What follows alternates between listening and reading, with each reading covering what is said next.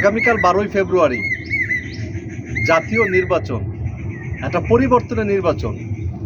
এই নির্বাচনে সবচেয়ে বড় ভূমিকা রাখবে তারুণ্য, যারা এবার প্রথম ভোট দিচ্ছেন। যারা কখনো ভোট দেয়নি তাদেরকে বায়াস করার কোনো সুযোগ নাই। সেই সুযোগটা যদি থাকতো তাহলে এই জুলাই আগস্টের আন্দোলনের কোনো পটভূমি হতো না।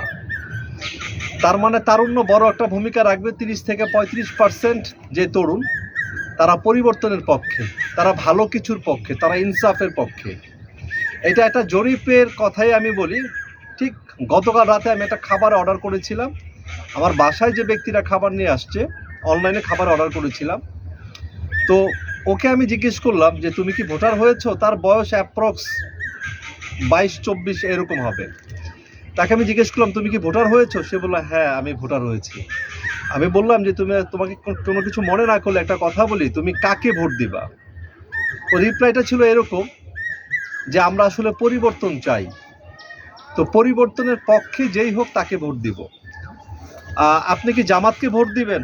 না। আপনি কি বিএনপিকে ভোট দিবেন? না। আপনি কি এনসিপিকে ভোট দিবেন? না। কোনো চাঁদাবাজকে ভোট দিবেন? অবশ্যই না। সন্ত্রাসীকে, টাকা পাচারকারীকে, কোনো খুনিকে? অবশ্যই না। আপনি এমন একজন মানুষকে ভোট দিবেন যার কাছে আপনি পরিবর্তন প্রত্যাশা করতে পারেন। আপনার সুযোগটা কিন্তু একদিন, আর তারা সুযোগ নেবে 5 বছর। তো সিদ্ধান্ত এখন আপনার যে ভোটটা আপনি কাকে দিবেন। ভোট দেওয়ার পর যদি আপনি চিন্তা করেন বা কথা বলেন যে যাকে ভোট দিলাম তার কাছ থেকে এটা প্রত্যাশা করি না, তার মানে ভোট দেওয়ার আগে আপনাকে চিন্তা করতে হবে আমি যাকে ভোট দিচ্ছি সে আসলে আমার সাথে কাজ করবে কিনা, সে দেশের জন্য কাজ করবে কিনা।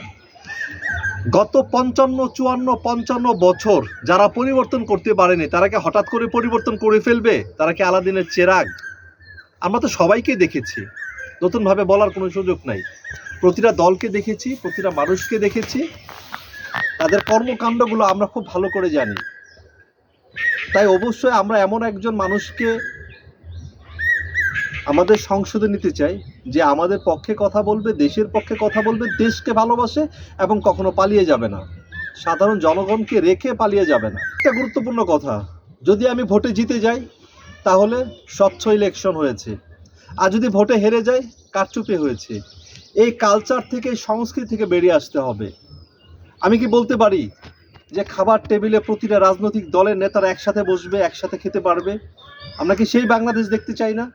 সেই বাংলাদেশকে আমরা করতে পারি না? আমরা কেন একে অপরের শত্রু তৈরি করব? দেশটা তো আমাদের সবার, আমরা তো অবশ্যই নিঃসন্দেহে দেশটাকে আমরা ভালোবাসি। তাই প্রথম ভোটটা আমাদের হায়ের পক্ষে হবে, এর কোনো বিকল্প নাই। আমরা সংস্কার চাই। আমরা একই ব্যক্তিকে, একই মুখকে আমরা বারবার দেখতে চাই না। আমি এমপি, আমার বাবা এমপি ছিলেন, আমার ছেলে এমপি হবেন, এই প্রথা থেকে বেরিয়ে আসতে হবে। যদি আমি গণতন্ত্রের কথা বলি তাহলে এই প্রথা থেকে বেরিয়ে আসতে হবে। রাজনীতি সবার জন্য, রাজনীতি উন্মুক্ত, যে কেউ রাজনীতি করতে পারে। তাই বলে এরকম না যে একজন ব্যক্তি 10 বার 5 বার সে তার জন্ম থেকে মৃত্যু পর্যন্ত সে রাজনীতি করেই যাবেন, তার কোনো বয়স নাই, কোনো কিছু নাই, কোনো সীমারেখা নাই। সে কমিশনার ইলেকশন করবে, এমপি ইলেকশন করবে, মন্ত্রী ইলেকশন করবে, তারপর দেশের প্রধান হইতে যাবে, আমৃত্যু সে শুধু ইলেকশনই করে যাবে। কেন? নতুন কারণ, এই সমস্ত লোকের কারণে নতুন কোনো নেতৃত্ব আসতেছে না, কারণ সে তৈরি হতে দিচ্ছে না। ওই প্রথা থেকে বেরিয়ে আসতে হবে। ওইটার জন্য আমাদের সংস্কার, ওইটার জন্য আমরা অন্ততপক্ষে হা ভোট দিব। আর পরিবর্তনের কথা এই তো বললাম যে এবার তারুণ্য যারা আছেন তারাই ডিসাইড করবেন যে আগামীর ক্ষমতায় কারা আসতেছে। যদি এই ভুলটা এবার করে ফেলি তাহলে আর কোনোদিন পরিবর্তন আসবে না। আর মানুষ এখন বোকা না। আপনার মোবাইলের মধ্যে, আপনার অনলাইনে সমস্ত তথ্য আপনি পেয়ে যাচ্ছেন। আপনি ভুলভাল তথ্য দিয়ে পার পাওয়ার কোনো সুযোগ নাই। আপনি গুগলে সার্চ দেন, ইউটিউবে সার্চ দেন, আপনি যত ইনফরমেশনগুলো চান সমস্ত ইনফরমেশনগুলো পেয়ে যাবেন। তো সুতরাং মানুষকে এসে বলবেন কোথায় কি পাওয়া যায়, কোথায় কি হয়, কোন দেশে কি হয়, কোন অঞ্চলে কি হয়, ভাই এটা খুব সহজ জিনিস।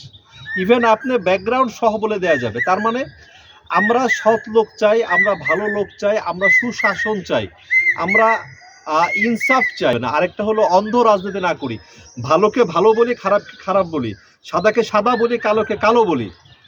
এই জিনিসটা থেকে যদি বের হয়ে আসতে না পারি তাহলে আমার পরিবর্তন সম্ভব না। আমি সারাক্ষণ বলে যাব যে কথাটা, একটা দল খারাপ করে গেছে তারপরও আমি সেই দলের পক্ষেই কথা বলে যাব, সেখান থেকে বেরিয়ে আসি। আমরা দল কালা না হই, আমরা দল অন্ধ না হই, দেশকে ভালোবাসি, দেশ আমাদের সবার, দেশের যে অবস্থাই হোক, যে বিপর্যয় হোক, দেশে থাকি, দেশ থেকে পালিয়ে না যায়। পালিয়ে যাওয়ার আগে যাতে নেতা কর্মীদের সহ নিয়ে পালিয়ে যাই। আমি একা পরিবার সহ পালিয়ে গেলাম, আত্মীয় স্বজন নিয়ে পালিয়ে গেলাম, সেই কাজটা না করি। আমি নেতা কর্মীদের কথা বলছি, নেতা কর্মীদের আর কর্মীদের কথা বলি। আপনারা আজকে যে নেতা নামে স্লোগান দিচ্ছেন, সেই নেতা 1000 কোটি টাকা, দেশের অবস্থা খারাপ হলে সে পালায় যাবে, আপনার কিন্তু দেশেই থাকতে হবে। সে কর্মীদের কথা বলি। তো প্রতিটা কাজ করার আগে, বলার আগে অবশ্যই ভাববেন যে আপনি যে কথাটা নেতার পক্ষে কথা বলছেন সেটা অন্যায় ন্যায়, ওই জিনিসটাকে বিচার করবে। নেতা বলছে এটা পশ্চিম, আপনাকে চিন্তা করেন এটা পশ্চিম কিনা। নেতা বলছে পশ্চিম, ওইটা পশ্চিমই বলতে হবে, ওইটা না। আপনি অন্যায় প্রতিবাদ করেন, না হয় আপনি সেই নেতার নেতৃত্ব ছেড়ে দেন, দরকার নেই আপনার।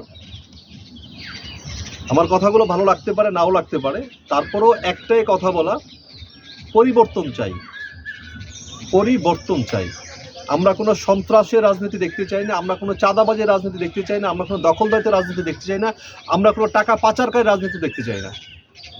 কারণ এখনকার মানুষ অনেক সচেতন, তারা প্রতিবাদ করতে পারে, তারা বুক চিতি দিতে পারে যে আমার বুকে গুলি করেন। এখনকার বাচ্চারা সেই জিনিসটা করতে পারে। এখন যদি আপনারা চিন্তা করবেন তাদেরকে গুলি করে, তাদেরকে মেরে দমিয়ে রাখবেন, ইম্পসিবল। আমি শহীদ হাদির কথা বলি, তার মতো রাজনীতিবিদ বাংলাদেশে একটাও নাই, একটাও নাই। তার যে আদর্শের রাজনীতি একটাও নাই। উনি একটা কথা বলছিলেন, আমার সন্তানকে দিব কিন্তু আমি জুলাইকে দিব না। আমার ৭১ও যেমন লাগবে, আমার জুলাইও লাগবে। ৭১ আমাকে একটা ভূখণ্ড দিয়েছে, আর জুলাই আমাকে কথা বলার স্বাধীনতা দিয়েছে। কোনোটার সাথে কোনোটা মিলানো যাবে না। আগামীকাল যে নির্বাচন হতে যাচ্ছে, সবাই ভোট দেন। সবাইকে ভোট দেওয়ার জন্য আহ্বান জানাচ্ছি। অবশ্যই সবাই ভোট দিবেন। ভোট আপনি কাকে দিবেন সেটা নিতান্তই আপনার ব্যক্তিগত বিষয়, কিন্তু অবশ্যই আপনি একজন ভালো মানুষকে, সৎ মানুষকে ভোট দিবেন। আর যে পালিয়ে যাওয়ার চেষ্টা করবে তাকে ধরে রাখবেন। নির্বাচন হয়ে গেছে, যারা বলে যে আমার পালিয়ে যাওয়ার জায়গা নাই, তাকে ধরে রাখবেন, যে সবার আগে পালাবে। আর ক্ষমতায় যেই আসেন, দল মত নির্বিশেষে, সরকারি দল বিরোধী দল নির্বিশেষে একসাথে কাজ করেন। পরাজয় তো কারো না কারো হবেই, জয় তো কারো না কারো হবেই। ধন্যবাদ সবাইকে। সিরাজুল হক।